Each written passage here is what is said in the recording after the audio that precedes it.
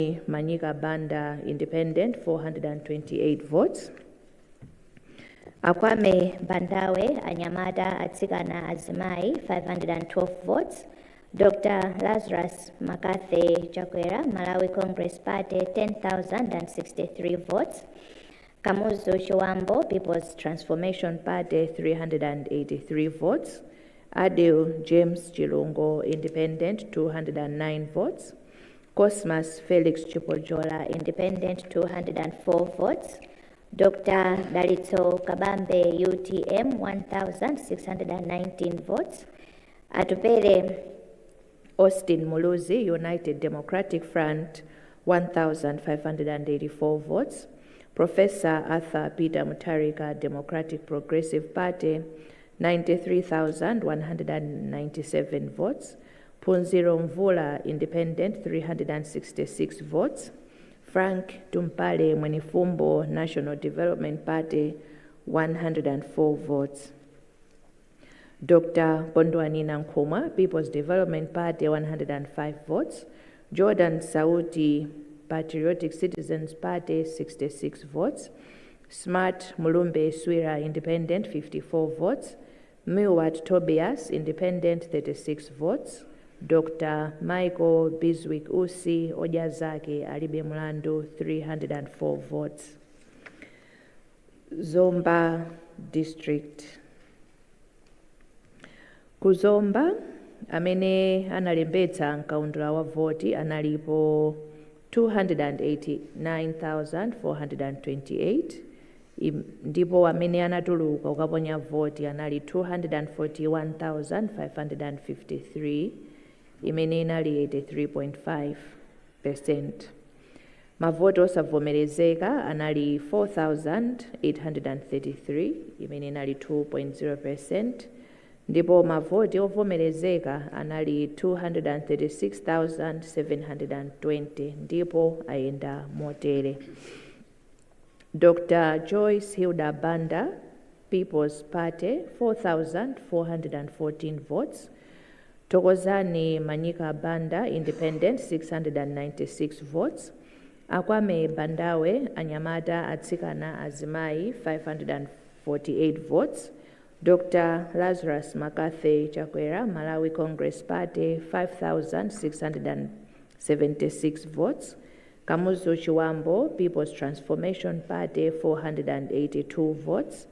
Adil James Chilungo Independent 375 votes. Cosmas Felix Chipojola Independent 336 votes. Dr. Dalito Kabambe UTM 3,761 votes. Atupele Austin Muluzi United Democratic Front 5,624 votes. Professor Arthur Peter Mutarika Democratic Progressive Party 213,241 votes. Punziro Mvula Independent 586 votes. Frank Tumpale Mwenifumbo National Development Party 181 votes. Dr. Kondwani Nankuma People's Development Party 215 votes. Jordan Sauti Patriotic Citizens Party 65 votes. Smart Mulumbe Swira Independent 68 votes. Milward Tobias Independent 81 votes. Dr. Michael Biswick Usi Ojazake Alibe Mulando 371 votes. Tsopano tipite ku Blantyre City. Kumeneku anthu amene analembetsa nkaundula wa voti ndi 306,531 ndipo anthu okwana 253,445 ndi amene anatuluka kudzaponya voti imene inali 82.7%. Mavoti osavomerezeka anali 4,647 imene inali 1.8%. ndipo mavoti ovomerezeka anali 248,798 ndipo ayenda motere. Dr. Joyce Hilda Banda People's Party 952 votes. Tokozani Manyika Banda Independent 126 votes. Akwame Bandawe Anyamata Atsikana Azimai 159 votes. Dr. Lazarus Makathe Chakwera Malawi Congress Party 17,419 votes. Kamuzu Shuambo People's Transformation Party 161 votes. Adil James Chilongo Independent 120 votes. Cosmas Felix Chupojola Independent 98 votes. Dr. Dalitso Kabambe UTM 25,572 votes. Atupele Austin Muluzi United Democratic Front 4,783 votes. Professor Arthur Peter Mutharika Democratic Progressive Party 197,532 votes. Punziro Mvula Independent 224 votes. Frank Tumpale Mwenifumbo National Development Party 48 votes. Dr. Kondwani Nankumwa People's Development Party 386 votes. Jordan Sauti Patriotic Citizens Party 62 votes. Smart Mulumbe Swira Independent 39 votes. Milward Tobias Independent 30 votes. Dr. Michael Biswick Usi Ojazaki Alibe Mlandu 1,087 votes.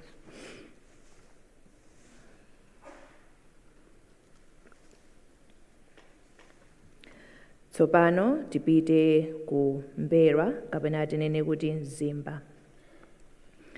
Kumeneku amene analembetsa mkaundula wa voti anali 371,563.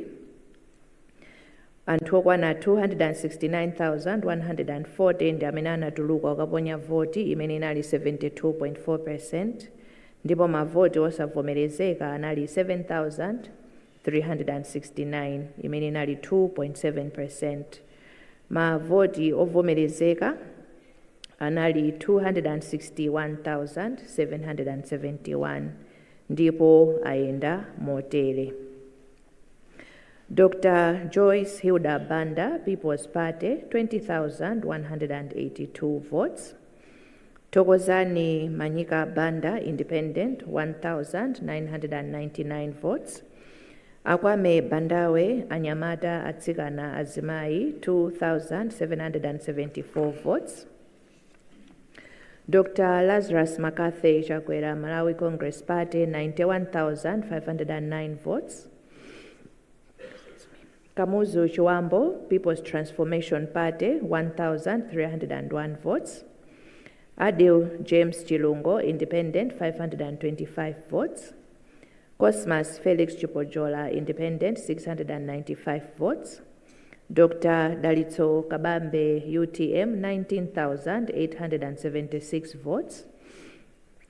Atupele Austin Muluzi United Democratic Front 2,501 votes. Professor Arthur Peter Mutharika Democratic Progressive Party 118,117 votes. Punziro Mvula Independent 370 votes. Frank Tumpale Mwenifumbo National Development Party 326 votes. Dr. Kondwani Nankumwa People's Development Party 322 votes. Jordan Sauti Patriotic Citizens Party 94 votes. Smart Mulumbe Swira Independent 128 votes. Milward Tobias Independent 141 votes. Dr. Michael Biswick Usi Ojazaki Alibe Mlandu 911 votes. Tsopano tipite ku Balaka.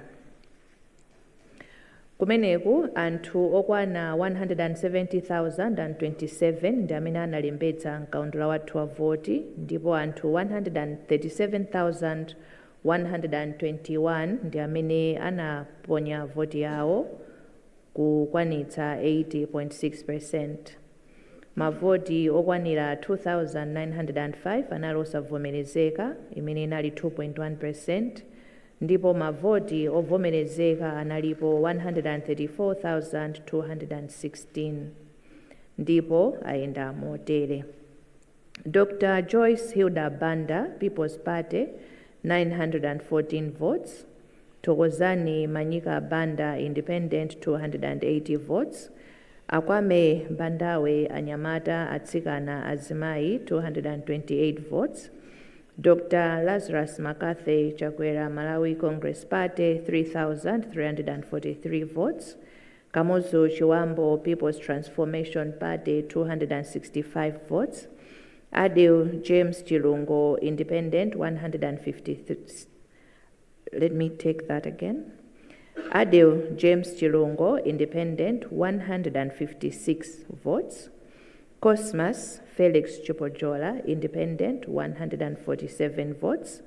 Dr. Dalito Kabambe UTM, 3,389 votes. Atupele Austin Muluzi United Democratic Front, 4,543 votes. Professor Arthur Peter Mutharika Democratic Progressive Party, 120,021 votes. Punziro Mvula Independent, 324 votes. Frank Tumpale Mwenefumbo National Development Party, 80 votes. Dr. Kondwani Nankhumwa People's Development Party, 194 votes. Jordan Sauti Patriotic Citizens Party, 31 votes. Smart Mulumbe Swira Independent, 25 votes. Muwad Tobias Independent, 39 votes. Dr. Michael Biswick Usi Ojazake Alibe Mlandu, 237 votes. Ndipo tipite ku Cholo. Kumeneku amene analembetsa mkaundula wathu wa voti anali 253,105. Ndipo amene anaponya voti anali 215,377, imene inali 85.1%.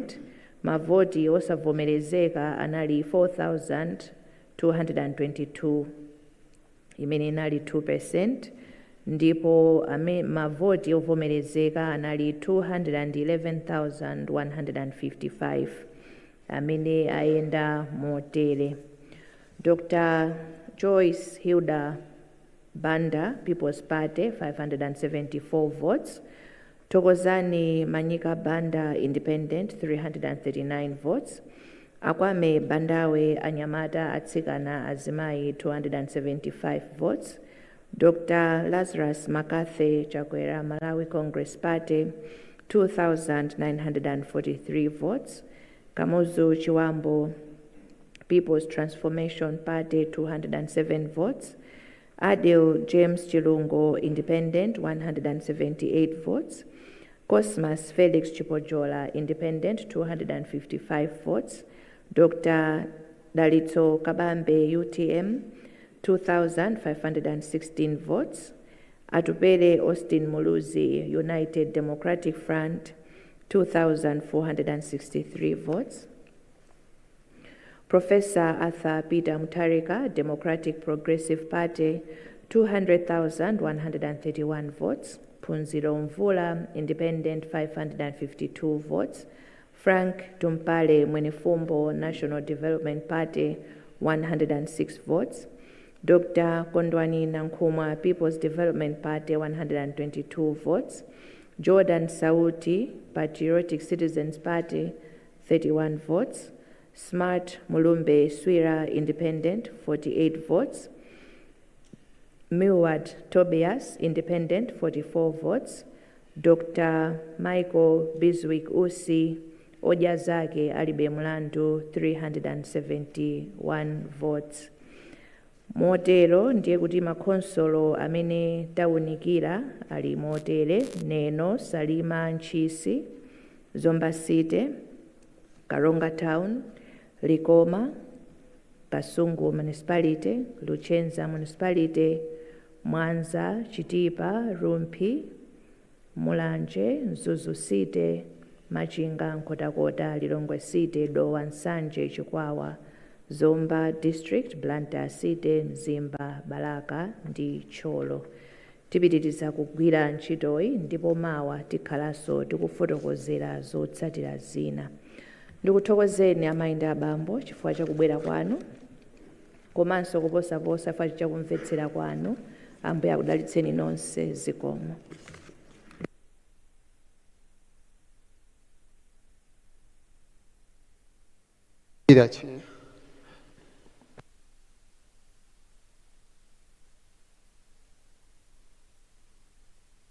Kwambiri apa mpando wa Malawi Electoral Commission mndule kuti pano ndapempha atolankhani nkutheka kuti ali ndi mafunso awiri atatu pa zimene mwalengeza, ndi chonde bwerani.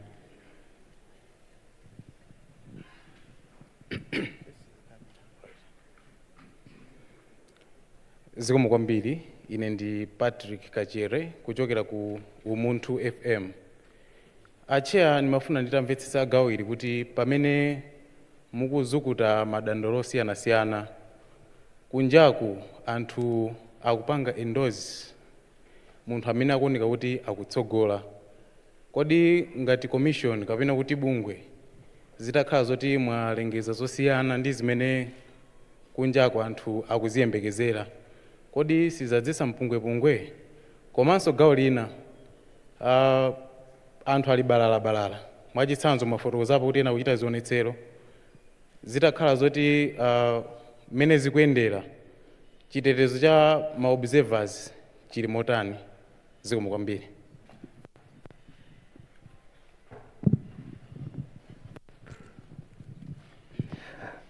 Zikomo kwambiri Chair. Madzulo abwino. Ine ndi John Paul Kayuni kuchokera ku Zodiac. Ndi mafunso atatu. Ndimafuna mutithandize Chair potipatsa tsatane wa zomwe mukuchita ndi madandaulo omwe mukulandira kuchokera ku zipani za ndale ndi anthu omwe akupereka madandaulo panopa. Ndimafuna kuti nditsindike pa feedback kwambiri. Ena akuti anapereka madandaulo ku bungwe la MEC koma akumva kuti mukupitirira kuulutsa zotsatira zachisankho ngakhale kuti sanalandire feedback pa madandaulo amene anapereka. Mwina zikuyenda bwanji pamenepa? Funso lina, MEC yabwera poyera ndi kufotokozera kuti pali maboma ena ngati kunkhotakota, kuntcheu ndi kumachinga komwe mukuti kunali mavuto, ma irregularities, koma simukunena kuti mavuto anali chani. Ena mwa anthu omwe tayankhula nawo akuti akanakonda ndithu kuti mwina mutafotokozera bwinobwino kuti zifukwazo kapena mavuto anali chani. Inu mukutipo bwanji pamenepa? Chair, ndimafunanso kuti mwina mutifotokozere kodi mapepala olowetsera zotsatira zachisankho amene amagwiritsidwa ntchito pa chisankho chapitachi kapena chisankho chimene mukuwerengera panopa anali ofanana onse? Funso limene ndikufunsa kuti timvetsetse, were they supposed to be of the same quality, these papers? I'm asking because we understand that ena mwa mapepala omwe amagwiritsidwa ntchito ma duplicate akupezeka kuti ndi osiyana texture yake. Ena akupezeka kuti ndi opyapyala pamene ena ndi ochindikala kapena kuti okhuthala. Funso ndila kuti kodi mapepala achisankho anali a standard imodzi kapena ma standard ake anali osiyana? Monga kukalonga, kuntcheu, anthu akumakambirana pa masamba mchezo za nkhani imeneyi. Timafuna kuti mwina timvetsetse kuchokera ku bungwe lanu. Zikomo kwambiri.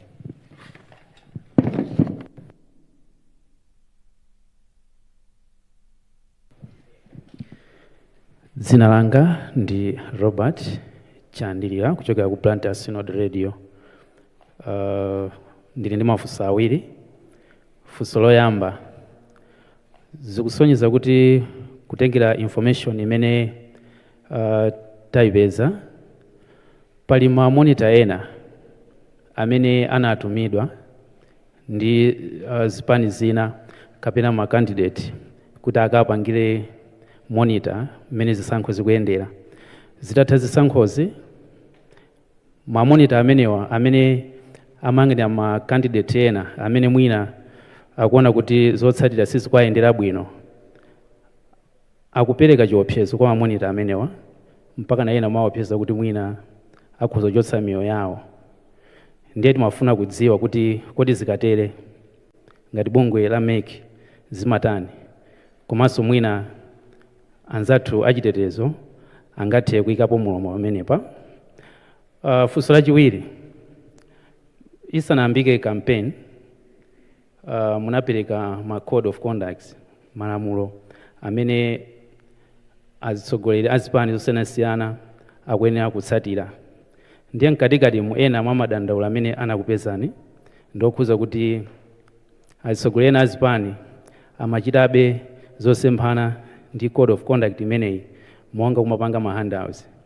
Ndiye tilekeze kuti mwina ino mwatulutsa zotsatira, komano madandaulo amenewa mwina munakaonabe zimatani ngati bungwe la MEC.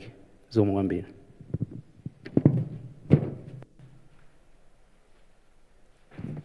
Chair, ndzinanga ne Johans Momba, TVN Radio, komanso television.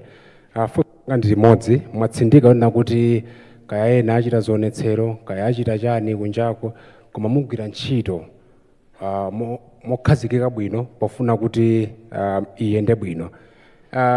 Taona chipani cha DPP chalemba nkhani yokhudza kuti palena kafuna apanga abduct MEC chair. Mafuna ndingomvetsa una kuti is the commission including you Madam Chair kulanda zopsyo zinazizo za mtundu ngati umenewo. Thank you.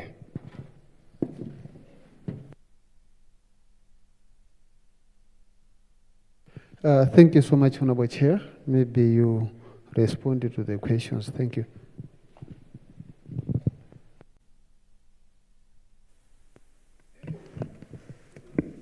Zikomo kwambiri Sangwani, ndithokozenso mafunso onse amene abwera.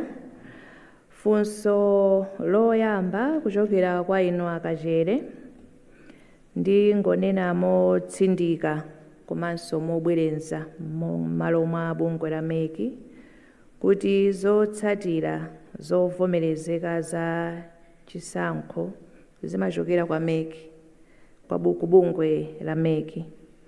Official results zimachokera ku bungwe la MEC, ndipo kunatakhala tikupempha kuti anthu muyembekezere kuti mumvere the official results kuchokera ku bungwe lathu. Anthu ena akhoza kumafotokoza kuti zayenda motere koma malamulo sanapatse mphamvu yolengeza kuti zotsatira zayenda motere. Choncho mukamva anthu akumakamba mukhoza kumamvetsera, koma mukafuna ma official results ndiye mudikire kuchokera ku Malawi Electoral Commission. John Paul Kayoni from ZBS. Ndondomeko za madandaulo ndizokuti tikalandira timawunikira. Ngati dandaulolo likukhudza a particular council, ndiye kuti tikamawunikira consolo imeneyoyoyo timaganiziranso ndi kuwunikira madandaulo amene abwera kuchokera ku consolo imeneyo kuti tikhale kuti tadutsa mbali zonse. Ndipo tikamaliza kuwunikira madandaulo ndiye kuti timayenekera kuti tiyankhe kwa iwo amene anadandaula. Ena amene anadandaula takhala tikuwayankha kufika tsiku la lero. Amene sitinayankhe ndiye kuti mwina consolo imene anadandaulayo sitinalifike. Tikafika pamenepo ndiye kuti tiafotokozera, koma malinga ndi malamulo dandaulo lililonse limene talandira formally timayenera kuti tiyankhe, ndipo ifeyo tichita motero ndithu. Mwafunsa kuti kodi ma documents yathu, allow me to use that word, were they standard? muja monga tinakuphunzitsirana anzathu aku media komanso even ma stakeholders, ma documents athu ali standard ndithu, ma ballot paper athu mukuwadziwa amene amatulukira, timagwiritsa ntchito 100 GSM paper, komanso ma result sheets athu anali standardized. Tinali ndi form 18A imene imagwira ntchito pa chisankho cha president, tinali ndi form 18B imene imagwira ntchito pa chisankho cha aphungu a nyumba ya malamulo, komanso form 18C imene imagwira ntchito pa chisankho cha makhansala. Tinalinso ndi mafomu ena amene amagwira ntchito pa constituency tally center kupitanso mpaka na ku district tally center, komanso mafomu ena amene tigwiritse ntchito kuno ku national tally center. Ma stakeholders athu ndiokuti tinadziwitsa kale zimenezi angakhale tisanafike tsiku la chisankho mmene timafotokozerera ndondomeko zathu, tinadziwitsa kuti tikakhala tikugwiritsa ntchito mafomu otani. Zikakhala nkhani zokuti mukuona kuti kukupezeka mapepala ena mwina ndingokuyankhani motsindika kuti for the Malawi Electoral Commission tili ndi our own standard documents that we use for the elections.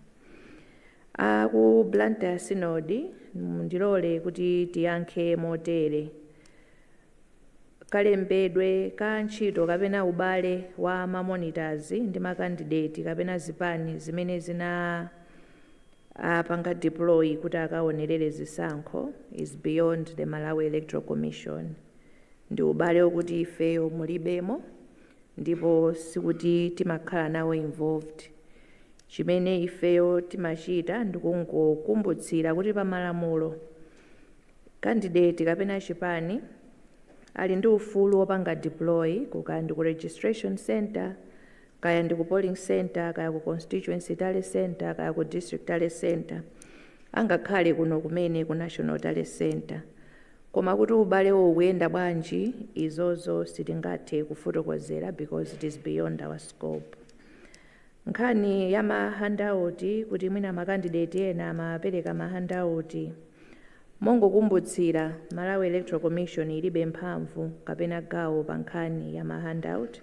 Zimenezi amayang'anira ndi registrar of political parties, ndipo ngati kuli madandaulo ankhani imeneyi akufunika kuti alunjike ku ofesi imeneyi, ndipo tinafotokozeranso padzana kuti tinalandira ma complaint angapo kuti ma candidate ena akuti amapereka ma handout. Allow me to emphasize allegedly because ifeyo nkhaniyo ndiyo kuti mulibemo, koma ngati kuli nkhani ya ma handout tikumbukire tonse kuti kopita ndi ku office of the registrar of political parties.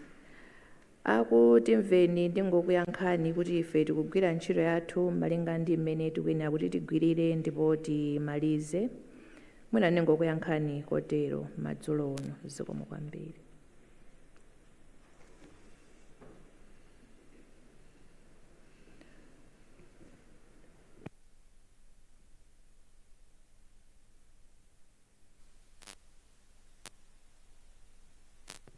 Zikomo kwambiri. Ndinayiwala funso lochokera kwa Kayuni, John Paul Kayuni, kuti ndi chifukwa chani tinayimitsa kuwunikira. Kumeneku tinafotokoza mene mayamba statement yathu kuti kumeneku kunali ma minor discrepancies ndipo timafuna kuti tilongosole, ndipo kumene talongosola ndi kumene takwanitsa kufotokozera lero kuti zotsatira zayenda bwanji. Zikomo kwambiri.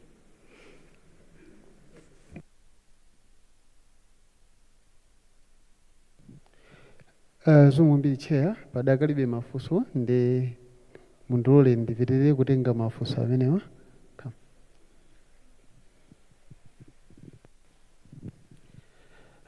Chair, ndine Cyrus Phiri. Choyamba ndithokoze kuti lero tafika patali, dzulo ndimakayikira kuti tikwanitsa, koma leroli tafika pa 24 nofana ndiyamikire commission. Funso langa longofuna kuonjezera pamene anafunsa Kayuni limene mwayankha komalizirako. simunafotokoze kuti bwinobwino kuti kunchewuku chinachitika nchani lero ngati kupereka update, komanso ndimafuna ndidziwe kunena kuti audit yakumene yamavoti ikumayenda motani. Ndikutanthauza kuti mupange verify, is it just kungoona kuti manambala akuyenda bwanji, auditing ikuyenda motani?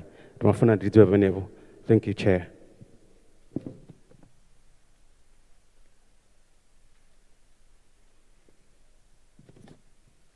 Zikomo Chair, ine ndine Ruth Daudi kuchokera ku Angaliba. Funso langa ndila kuti pali ma complaints amene they've been lodged from different political parties. Looking at the days that we've had, I wanted to ask kunena kuti kodi these complaints, are they going to be addressed to Malawians kuti tiwadziwa? And also, in the case that you have overlooked them and you have made the ruling, is MEC ready for any results that this is going to cause? My last one, maybe I might not get a chance to ask this after the results, so let me ask it now.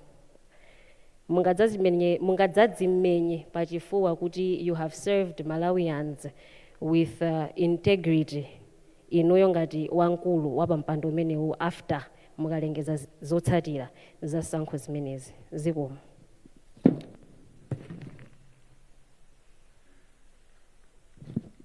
So, Mwambiri Chair, my name is Tom Kamanga from GBS Television.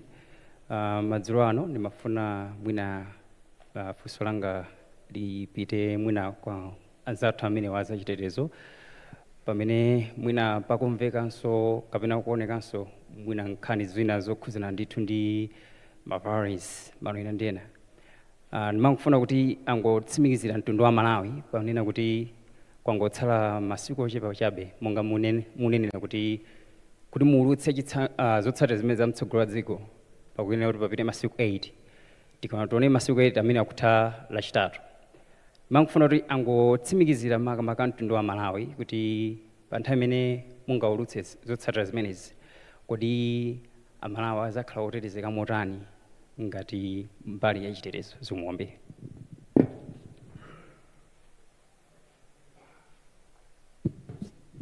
Zikomo kwambiri. Mafunso athu athera pamenepo Chair, ndiye mungathe kuyankha muperekenso mawu anu otsekera. Zikomo kwambiri Sangwani, ndithokozenso mafunso amene abwera.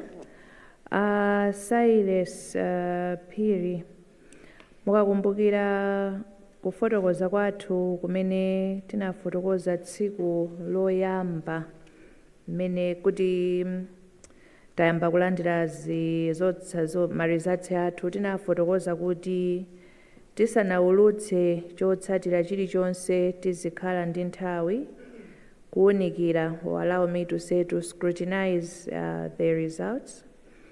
Mukaona ma protocols athu ndiyo kuti tili ndi mafomu amene timagwiritsa ntchito kuchokera komwe kuja ku polling station, ndipo amayenda fomu imene imayenda kuchokera ku polling station kukafika ku constituency tale center mpaka ku district tale center mpaka kudzafika kuno. Ndiye kuti zimene tikuwunikira ndi zimenezi kuti chotsatira chathu chayenda bwanji kufika kumeneko. Komanso we have the electronic component zimene zonse tikugwiritsa pamodzi.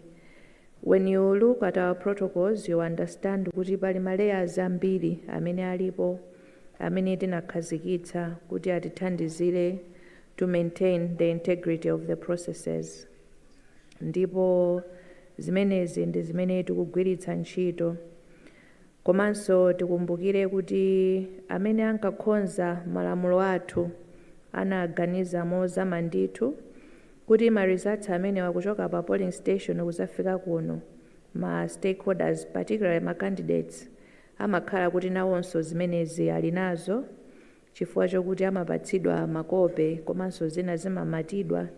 Zonsezi ndi njira zimene zinakhazikitsidwa kuthandizira kuti kuwunikira kwa zotsatira zathu kukhale motani. Ngaliba funsolo linafunsidwa ndipo ndinayankha, koma ndibwerezabe chifukwa chokuti mwafunsa. tinafotokoza kuti madandaulo onse amene tikulandira tikuwaunikira ndipo tikuwayankha, kapena amene sitinayankhe tiyankha, chifukwa chokuti we have an obligation under the law kuti madandaulo tiyankhe tisanaulutse zotsatira zathu. Kwa iwo amene angakhale kuti sanakhutitsidwe ndi kuyankha kwathu, aliso ndi ma avenues amene angathe kupanga explore kuti apeze the relief or the remedy imene akufuna beyond the responses that have been provided by the commission. Mwafunsanso funso kuti kodi ndizaziguguda pa mtima. Ndiloleni kuti ndingokuyankhani by reiterating the commitment that the commission has been making all along, that we are endeavoring to deliver free, fair and credible elections to the people of Malawi. Ndipo Malawi Electoral Commission sinasinthe taimabe pomwepo ndithu, chifukwa uwu ndi udindo umene tili nawo pa malamulo. Mundilole kuti tithokoze makamaka nonse amene muli pano, amene munabwera kumvetserera update yathu ya lero, komanso amene mukutitsatira kaya ndi pa wireless, pa kanema, kaya ndi pa masamba amchezo kuno ku Malawi komanso ku diaspora. Tipitirira kupereka ma-update malinga ndi mmene tikugwirira ntchito.